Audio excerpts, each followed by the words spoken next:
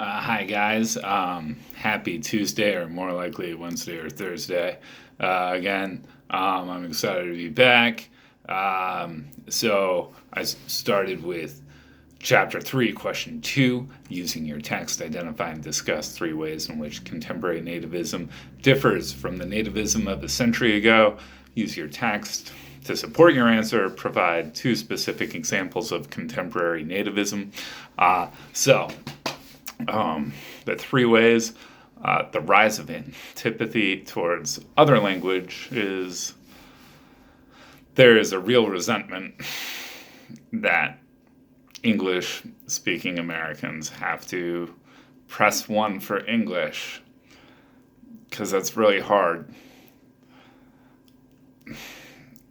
It's silly. But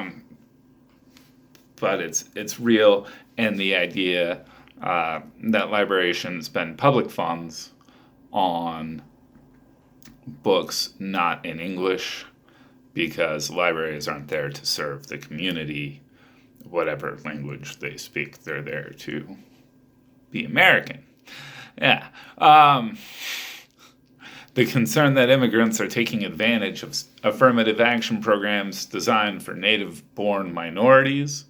Oh, and these are all on page 86. Um, Specifically black people, because, there is a little bit of really justified guilt for slavery. So it's like, yeah, we did this to help those minorities, not the rest of you. We're okay just treating the rest of you poorly now. That's how I feel when I hear people make that argument. Um, the worry that immigrants are draining public resources and fundings through healthcare, education, and welfare. The funny thing is, an illegal immigrant pays into Social Security. If he does, if he doesn't, that's a problem with his employer, not him. And um, he's not allowed to draw for it. In fact, Social Security would be completely messed up if it weren't for the payments from illegal immigrants being taken from their paychecks. So thank you guys. And the funny thing about education is that public schools are funded by property taxes. Supply and demand. Supply is more or less the same in real estate. Demand goes up because there are some immigrants. That's going to increase property prices, and then property taxes, and the schools will be better funded. Two examples of modern day nativism. Georgia's HB 87, which banned immigrants, and I have a link, triggered an estimated 140 million in agricultural losses as crops rotted in the fields, according to Forbes magazine. I'll drop the link in the comments of this. And, of course, the wall. So, question number 3, chapter 3, using your text as the primary resource, explain how proponents of California's Proposition 187 relied on racial imagery to promote the bill. Is the bill relevant today, even though it was never implemented? Why or why not? It was on page 79. Television ad showed shadowy Mexicans crossing the border in large numbers, describing immigrants or immigration as an invasion, and describing illegals as criminals because they had broken the law by crossing the border and trying to improve the lives of their families. It is relevant today because 1996, this is 23 years. This is still how we talk about immigration. We're still having the same stupid argument about immigration, and they just keep repeating themselves.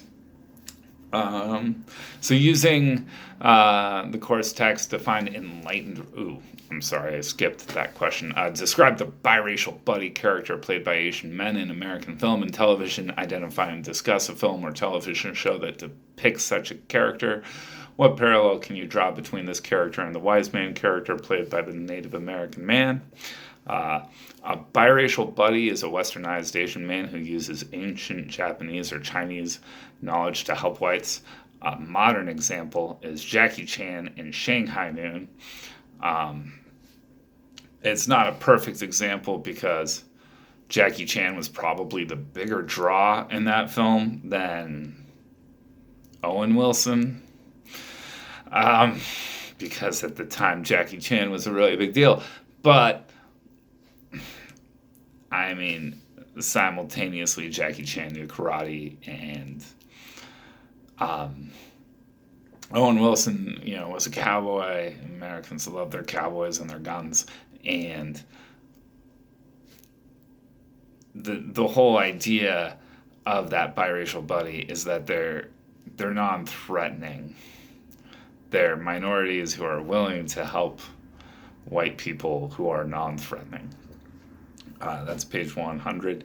And it is similar to the wise man trope ascribed to Native Americans in that they're both helpful to whites, and they're both using stereotypical wisdom, and that they are harmless to the hero. And define controlling images.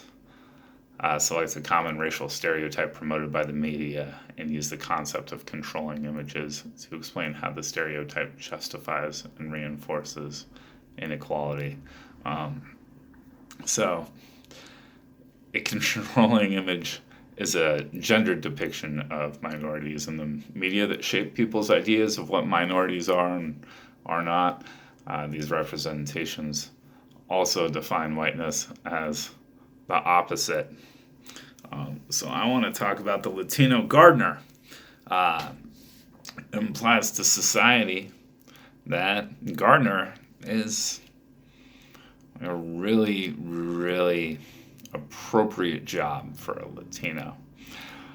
And this affects both the jobs that society offers to Latinos, the jobs that Latinos look for, and also the jobs that whites, look for. So I'll give you an example.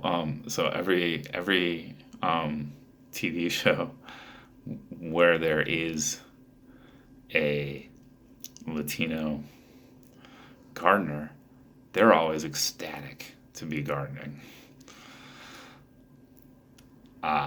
So I work in property management. So we hire firms to do our landscaping. And let me tell you, landscaping's hard work. No one is really ecstatic to do it.